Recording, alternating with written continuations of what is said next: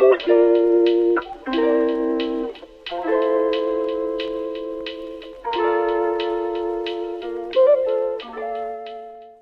is up, y'all? Welcome to my grandpa's podcast with my guest here, my grandpa. Hey, I'm here. Yeah. Hey, man. How you doing?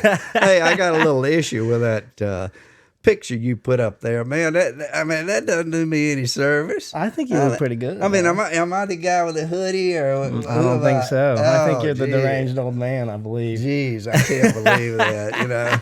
I mean, geez, come on. I know, All man. right, well, why don't we tell them a little bit about ourselves? You want to head out with that, or you want Yeah, to? I can go first. You go ahead. Yeah. So, my name's Mike. I'm the grandson in this duo, obviously. Yeah, can you tell? You know, I know, right? Yeah. I'm 30. I'm an artist by profession. I've had some decent success in that, luckily. But now we're looking to move forward with this whole content creation farm we've made here. We're from Georgia, or I am. He's from Alabama. Yeah, you're from Georgia. You were born in California. I know, man. but this is where I grew up, man. I mean, I've lived okay. here since I was 5. I think I'm an honorary resident at this point, man. Yeah, okay. But yeah, that's enough about me. He's the more interesting of the two, I think. Oh, yeah, maybe, yeah. Well, I was born in Alabama a long time ago. I've worked in several states, Alabama, works California, Idaho, Ohio, Pennsylvania, Miami, Illinois, Maine. Not Maine, Massachusetts, sorry. I did work some in Maine, but it was because I had the job in Massachusetts. Got a BA in finance, of course, have an MBA. I work in supply chain. I'm a pretty old guy. I'm 74 years old, so, you know, I'm getting on up there. I'll be 75 in January. Boy, that I wish I'd taken better care of myself, but that's another story we can talk about later on. Enjoy golf, walking. Used to enjoy running, but, you know, you get 74, it's like, hey, maybe I'll just walk, huh? Yeah, you probably should. Okay. And biking. Yeah, I enjoy biking. I haven't done much of it lately, but plan to get back on that bike. Got 4 grandchildren. All boys, that's one of them right there. A couple of them up in Massachusetts, one in North Carolina, and then Michael here. He's the baby grandboy. Baby grandboy here. And guess what? Got one great grandchild. She's a girl. Yeah, that's my daughter. That's a good thing. His daughter. That's exactly right. And we're glad to be here. We hope you enjoy what we do. We talk about a lot of things. Send us some requests about what you want us to talk about. But we got various things to discuss. Yeah, I think there's no shortage. Yeah. Between the two. So let's lead it off, Michael. You're the one with the big brain. Hey, man. I mean, mine's sort of getting smaller every year. I don't know. I don't know about that. I think I might have done some damage to mine too, to be honest with you. But go ahead. Well, today we were going to talk about something called MK Ultra. Now, he'd never heard of MK Ultra before. Never. I said, oh, are you talking about a beer, or something? Mick Ultra. But yeah, I mean, it's a hard thing to believe if you don't know about it. And so I told him about it, and he, of course, was like, are you serious? There's no way the CIA was giving LSD to people. And lo and behold. Yeah, well, we looked into it and understand that what the CIA wanted to do was alter mental states of different people that they might come in contact with, like spies, or, if they wanted some intelligence out of someone, they could give them some LSD, listen to everything they had to say. So, it was just unbelievable to me that our CIA would do such a thing. But basically, that's what I'm reading happens. So, unimaginable. The CIA doing something evil, I would never think. Yeah, me either. I mean, it was used on U.S. and Canadian citizens in our universities. Yep. And at different nut houses. I mean, I'm sorry, asylums. No, what's the mental institutions? Mental institutions, I think, would be the let's go. Go down that road. But, politically correct way to say that. But just like names. What are some of the names of the guys that were involved in this that became really sensational people later on, because of not because of it, but as a result of some of these studies. I mean, there was several pretty big names. Charles Manson being one of the main ones. Yeah. King Kesey too, who was also a part of the hippie movement. Well, and he wrote "One Flew Over the Cuckoo's Nest." He did. Yeah, He that's did, right. and he was heavily involved in like I said, the hippie movement, which there is some schools of thought that the CIA specifically pushed the hippie movement in order to pacify, the American citizens that wanted to protest the war at that point in time.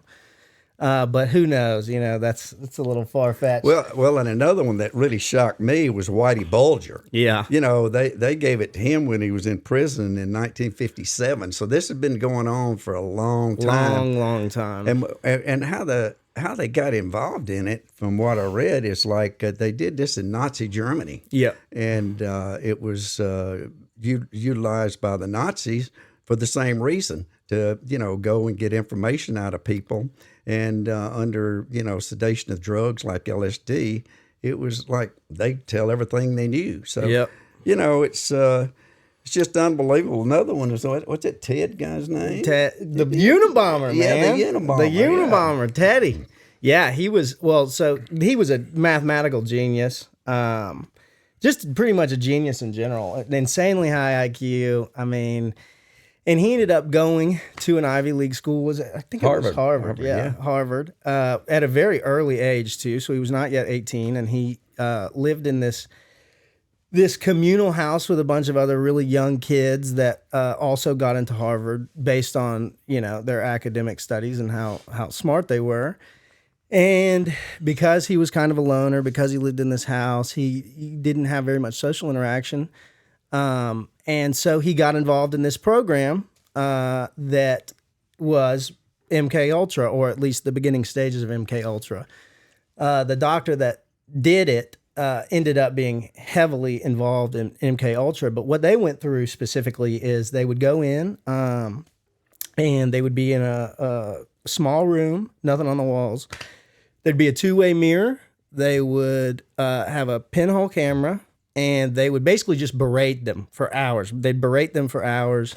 They studied their essays. They studied their schoolwork to try to get to know them, to try to figure out how to psychologically break them down. And that's exactly what they did. And I mean, they did this to these, young kids for hundreds of hours. And you got to wonder, what does that do to a person's psyche? Later on in life, he ended up saying that that he didn't think it had any effect on him. But it's just strange that all these major figures in U.S. history that did bad things or good things or whatever are somehow linked to this CIA program. Yeah, and when you think about it, how did all of this evolve, and why did it go on, and how long did it go on? But from all indication, this thing went on for like 20 years, from the early 50s to the mid 70s. So it was one of those things that impacted a lot of people in different ways. And as Mike pointed out, when you have Ted Kaczynski, the Unabomber, and Charles Manson, who everybody knows what Manson did, and people even like Whitey Bulger, crime figure, and who was heavily embedded with the CIA. I mean, his whole thing was that he was basically a CIA informant against his rivals. Right. I mean, he was just, he was just giving information on his rivals and operating with complete impunity. He could kill whoever he wanted. He did whatever he wanted for a really long time just because he was protected by the CIA. And they were more concerned with, getting as many people, large figures as they could. So they just let him operate with impunity. And then they ended up giving him a bunch of LSD, apparently. Well, and I guess, how did this thing come to a head? I know that Kennedy in the mid 60s tried to stop it, when he went into office, and there's some supposition that because he was getting involved with the CIA and trying to stop what they were doing, they bumped him off in Dallas, which, there's a lot of theories about what happened to Kennedy. But, this thing still went on another 10 years or so after Kennedy. At least that we know of. And I know that John Kerry did some investigation in it, and, nothing really became with the CIA and these investigations other than John Kerry, throwing this data out to Yeah. Congress and sharing it with them. So, when you look at what goes on in this country and how the CIA used to do, probably still have some of that Oh, yeah. stuff going on For throughout the sure. world. And, we're just sitting here. We don't know what's happening. We just pay our taxes and go on down the road. And who are we? Or who Yeah. are they? And who is the watchdog over them? And I get really concerned about that. Well, yeah, I mean, and clearly there's almost no government oversight as far as the CIA goes. In many respects, the CIA operates as its own, separate thing from a lot of the government oversight. So they just kind of do whatever they want, and they always have. I mean, they literally always have acted that way. And then I guess their motto is, it's better to ask for forgiveness, like, than ask for permission. Yeah. Clearly, because that's what they always do, whether it comes to drug trafficking or whether, the way that they've armed rebel groups, the way that they've done everything that they've done, And MK Ultra is just one example of the psychotic things that the CIA has done over the course of, their lifetime as a government agency. I mean, and they've tried their best to hide any and all evidence of what they've done, but clearly stuff slips through the cracks, documents get declassified, people piece this stuff together, it's honestly pretty scary the what they do. I mean, and there's stories from the late 50s, mid 60s about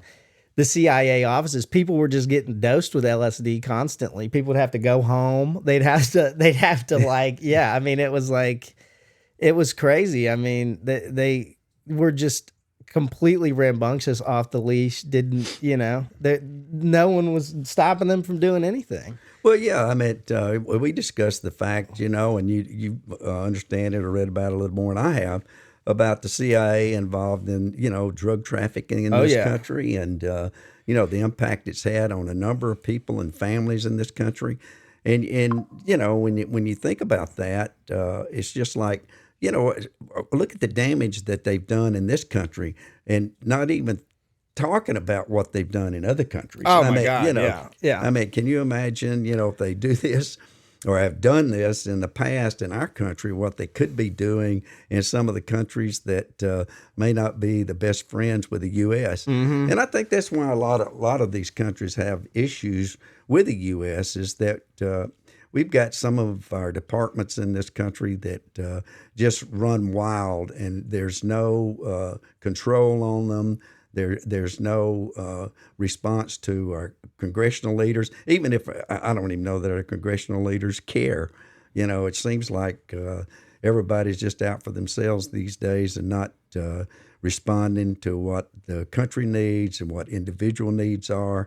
And this drug problem, I think, could be controlled a lot better than it is. But I think some of the ways that we handle drugs coming in this country, it perpetuates the problem, don't you, Of Mike? course. I mean, it's a massive industry. Like, the prison system specifically, if they cut off or decriminalized, completely decriminalized drugs, it would eliminate a huge revenue stream for both state and federal governments because they make so much money off of, imprisoning citizens. Absolutely. And if you want to think about the money, you think of where Bitcoin is today. It's up around $40,000 now. And that is, I guarantee you that is money that's being funneled in from the drug industry and other dark industries. And the government is not doing anything about it. They're sitting there and they want to come up with rules that the Bitcoin and other coins should go by. And as a result, we've got an avenue for people to make money and wash it through Bitcoin or other ways. Oh, yeah, for sure. And, getting back to Internal Revenue Service, I know that Biden wants to increase the number of people there and has, and they should be there because right now we've got literally millions of people that are not paying income tax. They're not doing their fair share. And a lot of it has to do with, illegal stuff, and again, funneled through things like Bitcoin. Yeah, I was actually watching this story on YouTube last night about this guy who was he was an interpreter. I think he was from Afghanistan. He was an interpreter with the U.S. military, right? So he got paid to interpret, and he was an Afghani citizen. And so he realized that all of these soldiers that were on this base where he was an interpreter, like, were juicing. So he started selling them And explain, anabolic steroids. Explain juicing. Yeah, you know. steroid use. Okay. So he started selling them steroids, and he ended up getting caught. So he got kicked out. But then he ended up getting hired by a private military contractor, where they basically taught him how to code, which then he taught himself how to hack. He did a bunch of crazy stuff. At one point he released some emails from a general's mistress to his wife. He did all kinds of crazy stuff, but he ended up leaving. And then a few years later, he got an email about how any person that aided the U.S. military during the invasion could seek U.S. citizenship.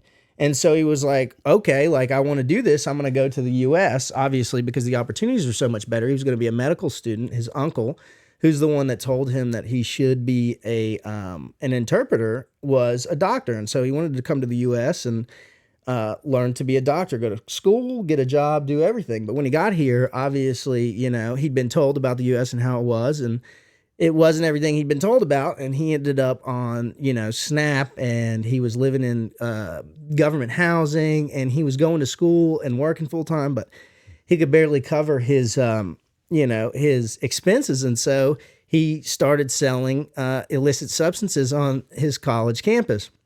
Well, later on down the line, he found the Silk Road, and with his background in, computer science, he started selling stuff on the Silk Road. And once that went down, he ended up selling stuff on Alpha Bay, which was basically what replaced the Silk Road after they got busted. But he had this massive operation with all these pill presses where he was basically pressing meth and fentanyl into fake pills like Xanax pills. He was making fake Adderall. He was making all kinds of stuff. And selling hundreds of thousands of pills through Alpha Bay, which is completely untraceable. And the only way that they ended up catching the dude is that he kept selling pills to the college kids in his town. And so that is how the FBI caught him, is because he was making millions of dollars online, but he just couldn't. He couldn't give up his current customers. He couldn't give up the little nickel and dime shit. He liked that face-to-face stuff, didn't he? Yeah. I mean, what an idiot, man. But I mean, perfect example of, and the way that he was washing his Bitcoin is there was a cigar shop in LA, funny enough, I think it was LA, and a lot of head shops, I know you probably haven't been in a head shop anytime recently, but a lot of them have Bitcoin ATMs. And tell them what a head shop is. It's where, you go to buy tobacco products and water pipes for tobacco, But a lot of them have Bitcoin ATMs. And so the way he basically linked up with this guy and was washing his money through this cigar shop, this head shop in LA. And again, they would have never caught him, but this campus police officer saw all these overdoses specifically on meth and got, did some work and got these tips and found out who he was. And then once he found out who he was, shit just went downhill from there for him. Well, it should have. Well, I know, but yeah. I mean, what an idiot. How do you... you're making millions of dollars. Greed, they said at one point he was greed. Yeah, $14 million, that's man. greed. That's like our senators and congressmen. They're greedy. They make a decent salary, not great, for DC. Yeah. But then they go and do all sorts of things to get political money. Oh, yeah, man. With speakers fees, baby. Yes, yeah. Let me go speak at Goldman Sachs. Yeah, absolutely. Here we go, going down the road. Yeah. But the bottom line is greed permeates society and certainly permeates this country. And if there's anything that's going to kill this country, it's going to be greed. For sure. Michael and I was talking today about, the disparity of wealth in this country. My God, You've got, 1% of the people that have more money than the lower 60% or some. I could look up the exact number, but it's just absolutely incredible. It's astronomical. And why is that happening? Because we have a poor distribution of wealth in this country, and it's got to change. Because if it doesn't, it'll be like so many other countries. You're going to have an uprising one day, and it's not going to be good. Because For sure. you have got to take care of your people, and you do that through letting wealth bleed through the entire economy. Definitely. And that's got to happen. Yeah, and it's not happening. I Right, mean, clearly, it's not there happening. is no more middle class. There's no, I mean, Well, there's still a middle class, but it's not like it used to be. smaller and smaller. Well, man. it's not like it used to be. Back in when my parents were you could have they 7 buy a kids. house. Well, Ain't nobody able to support 7 kids anymore. Five kids. Yeah, It wasn't I'm 7. saying, But anyway, they could buy a house and get 2 cars, and both worked. But it was one of those things, and they didn't make a whole lot of money, but they were able to get a house and able to have an automobile. Now, I read about these millennials and ex kids that, they don't have money. They got student loans they got to pay, and that's another thing that I could complain about quite a bit are these colleges. These colleges have gone rampant. They're paying these professors who don't know very much of anything, and they're paying them these astronomical salaries, and these poor kids have to go in there and pay these fees to go to school. And another thing is we talked about Harvard a little bit earlier, and Ted Kaczynski being there and getting washed out with LSD by the feds. Look at their endowments that they have, endowment funds. I mean, these universities have these huge endowment funds, and it's just rolling up there. And then you've got getting back to, getting this wealth distributed. I mean, look how much cash that someone like Apple has, Microsoft has, Amazon has, you Google, you just name it, Meta. All of these people have these tremendous things of cash, and that should be being distributed throughout the country so that everybody could live a good middle class life. Yeah. But it's not happening. No. And if we don't have changes in our tax laws, again, something's going to happen. And that gets back to this whole government thing, Michael, is something, like this LSD thing with, what is our government doing? Did they I don't know. Do they understand the impact of all of this, the long-term impact? I mean, I don't think they care. How much money does a person need? Yeah, well, I know. Clearly not $50 billion. Right. I can promise you that. Yeah. I mean, that is the issue. We in my opinion, we need a wealth cap in this country. We need stronger social programs, obviously, as well. But I think that there's just too much money in the hands of too few people, and wealth used to be distributed a lot more evenly. There was incredibly wealthy people, but it wasn't like it is now. Well, it just wasn't. Well, you get back into the 50s when Eisenhower built the interstates, and thank God he did, because I don't know if we'd probably be riding around on 2-lane roads right now. Probably. But the income tax rate at some times were like 70%. I mean, if you make $200 or $300 million, I mean, come on. I mean, you made that because the infrastructure's there to allow you to make it. Yeah, absolutely. And right now, these companies and individuals are not paying for the infrastructure that allows them to make that money. No. I mean, the people that's riding up and down the road putting gas in their cars and things like that, that's who's paying for what little infrastructure that's going on. It's not the guy that's blowing smoke out of the jet engines up there. It's the little guy that's making this work. Yeah. I mean, when I read about people that's not paying taxes, and I'm talking about people and companies that pay little or no taxes. Well, half the time they're getting paid. Yeah. You know what I mean? Yeah, they're getting government subsidies. Right. Yeah. Like GM and some of these plants and Ford, like some of these plants, hey, give us some money and we'll build a plant. Or, these counties and cities and states have to buy companies to come in there by not, charging them taxes or paying them a flat fee to build a plant. But, this is getting a little off where we were, but it goes to show that things are sort of out of control, like the CIA was back in the 50s through the 70s, and probably still are. For sure. Nobody's just had the guts to go right about it, because Oh yeah, I mean there's they're still lot of doing people that's disappeared because of the CIA. definitely. So it's one of those things, like, do we want to get involved? And somebody's better get involved pretty soon, or again, there's going to be people that just saying, "Hey, I've had enough of this." Yeah, I agree. I agree.